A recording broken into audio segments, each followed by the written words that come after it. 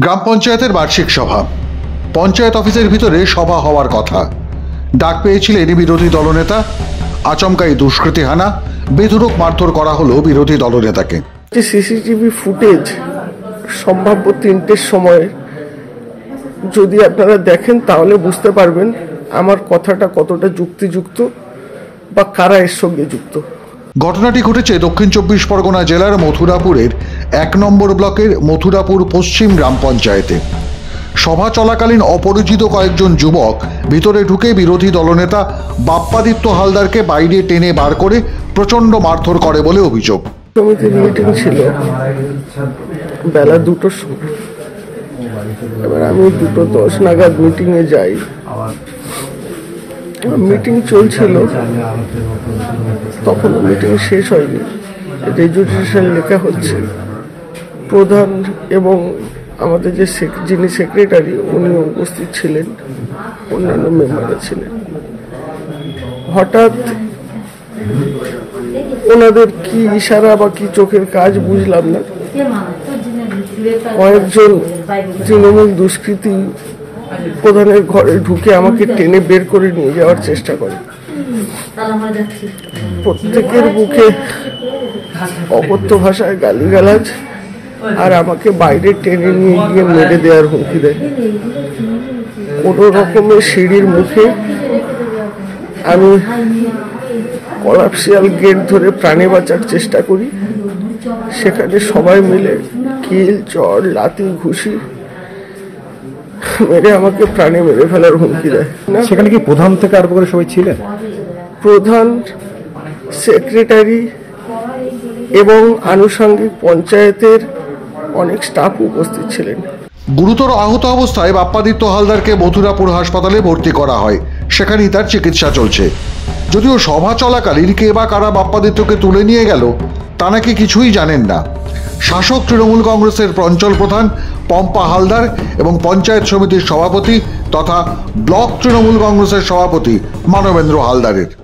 আপনাদের মুখে এই নতুন শুনলাম যে বিরোধী দলনেতাকে মারা হয়েছে, কিন্তু আমার কাছে কোনো খবর নেই যে বিরোধী দলনেতাকে মারা হয়েছে।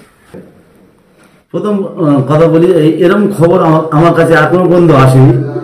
আপনাদের মুখে শোনা যে বিরোধী দল নাকি ওখানে পশ্চিমাঞ্চলে মার খেয়েছে, এরকম কোনো খবর আমার কাছে নেই।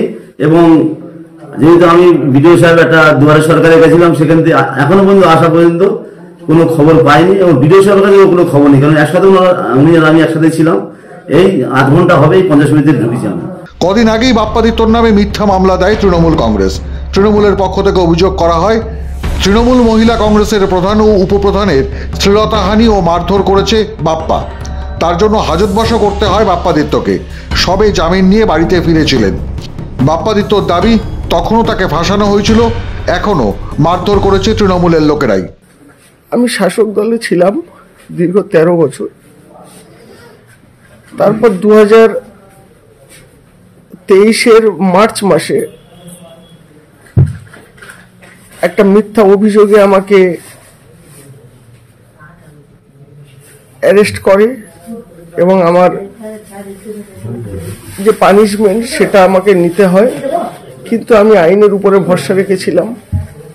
কিন্তু তারপরেও একের পর এক বিগত কয়েকদিন আগে একটা অর্থে স্থায়ী সমিতির মিটিংয়ে আমাকে জোর করে সই করানোর প্রচেষ্টায় আমি না করায় আমাকে বের করে দেয় এবং আমার আবারও মিথ্যে অভিযোগে আমাকে ফাঁসানো হয়, আমার বিরুদ্ধে কেস করা হয়।